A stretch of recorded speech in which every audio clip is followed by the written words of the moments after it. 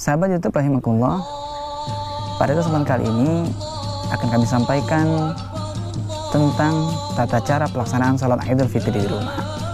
Kenapa ini disampaikan? Karena kita ketahui Fatwa Majelis Ulama Indonesia menyampaikan bahwa di tengah wabah seperti ini, maka kita dianjurkan untuk melaksanakan sholat Idul Fitri di rumah masing-masing.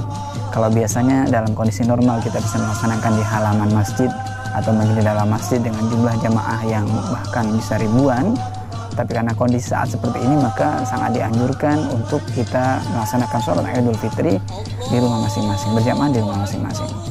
Nah, karena itu ini tentunya akan menimbulkan berbagai pertanyaan dari kalangan-kalangan tertentu, bagaimana cara melaksanakan sholat Idul Fitri?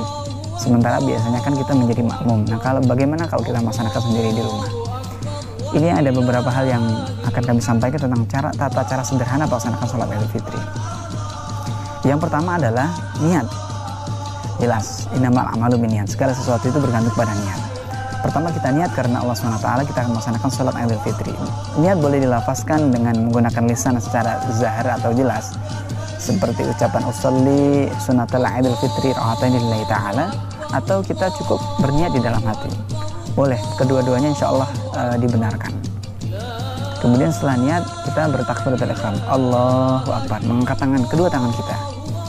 Setelah takbiratul ihram dianjurkan, ada beberapa pendapat ulama, boleh membaca doa iftitah atau tidak membaca juga tidak masalah.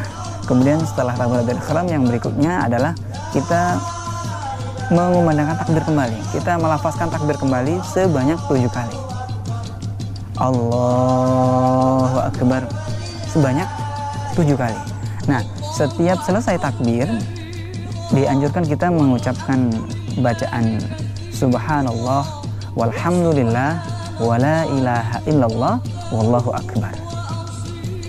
Takbir kedua Allahu Akbar, mengucapkan hal yang sama seperti tadi, subhanallah walhamdulillah wala ilaha illallah wallahu akbar, sebanyak 7 kali. Kaum muslimin yang dirahmati Allah, yang setelah selesai melaksanakan takbir sama sebanyak 7 kali tadi, maka selanjutnya melafazkan atau membaca suratul Fatihah dengan zahar, ya, dengan suara yang jelas. Setelah membaca surat Al-Fatihah, maka selanjutnya membaca surat-surat pendek di dalam Al-Quran, ayat-ayat Al-Quran. Apa surat yang dibaca? Dipersilahkan mana yang dihafalkan. Kemudian kita selesai membaca surat pendek, melaksanakan ruku. Biasa seperti sholat seperti biasa, setelah ruku kemudian i'tidal. Setelah i'tidal kemudian kita melaksanakan sujud. Dan setelah sujud kemudian duduk di antara 2 sujud. Dan kemudian bangun untuk melaksanakan sholat Idul Fitri rakaat kedua. Nah, pada rakaat kedua takbirnya adalah sebanyak 5 kali. Allahu Akbar. Nah, seperti biasa, seperti yang pertama tadi di rakaat pertama, ketika selesai takbir maka kita mengucapkan bacaan subhanallah walhamdulillah wala ilaha illallah wallahu akbar. Kemudian kita selesai 5 kali, maka dilanjutkan dengan membaca surat Al-Fatihah. Setelah membaca surat Al-Fatihah maka membaca surat-surat pendek yang dihafal. Selanjutnya setelah takbir kedua selesai, maka kita melaksanakan ruku i'tidal sebagaimana biasa terus, dan diakhiri dengan salam. Assalamualaikum warahmatullahi wabarakatuh. Assalamualaikum warahmatullahi wabarakatuh. Sudah selesai sholat Idul Fitri untuk pelaksanaan sholatnya. Kaum muslimin dan muslimat rahimakumullah. Kemudian selanjutnya, bagaimana hukum khutbah, pelaksanaan khutbah, atau apakah khutbah dalam pelaksanaan sholat Idul Fitri itu harus dilaksanakan? Dalam beberapa pendapat ulama mengatakan khutbah dalam sholat Idul Fitri hukumnya adalah sunnah. Jadi apabila dilaksanakan maka tentunya kita akan mendapatkan pahala, dan apabila tidak dilaksanakan maka boleh-boleh saja. Tapi kalau pun memang mau dilaksanakan, sangat dianjurkan untuk tidak berlama-lama.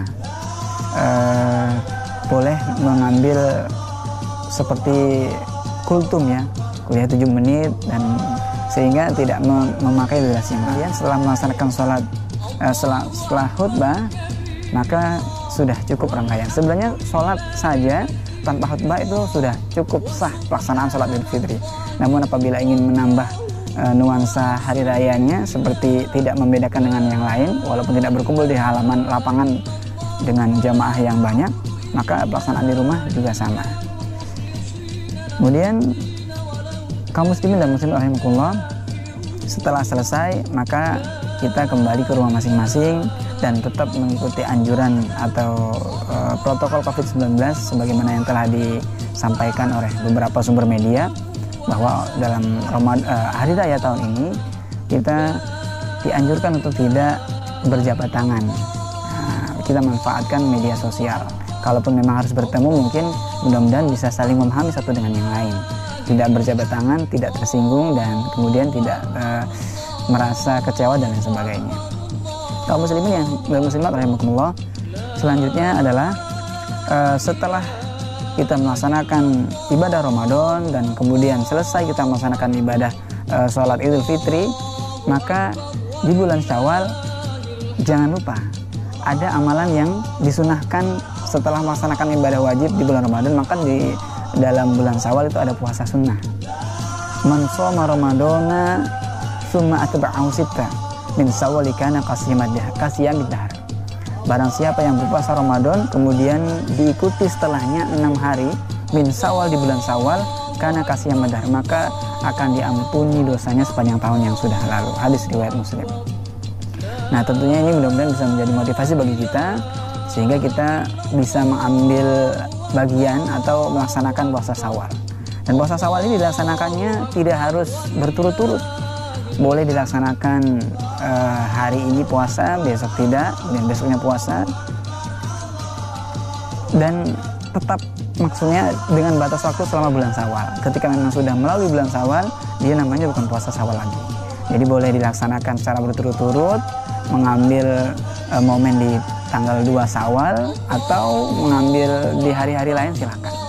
Kalau kemudian ada pertanyaan, bagaimana kalau seandainya punya hutang di dalam bulan Ramadan, apakah membayar hutang terlebih dahulu atau melaksanakan puasa Syawal? Nah, ini beberapa pendapat ulama mengatakan boleh kita melaksanakan puasa Syawal terlebih dahulu. Kenapa? Karena Syawal waktunya terbatas, hanya berbatas di bulan. Ketika melaksanakan puasa Syawal kita masih ada waktu. Dalam 1 bulan kan jumlahnya 29, antara 30 dan 29. Ketika Syawal selesai, maka selanjutnya boleh dilaksanakan atau membayar hutang kita selama bulan Ramadan. Demikian kaum muslimin dan muslimat yang dirahmati Allah, informasi yang bisa kami sampaikan semoga bisa bermanfaat. Hadanallahu wa iyyakum ajma'in. Taqabbalallahu minna wa minkum. Taqabbal ya karim. Wa ja'alanallahu wa iyyakum minal aidin wa faidin. Mohon maaf lahir dan batin. Assalamualaikum warahmatullahi wabarakatuh.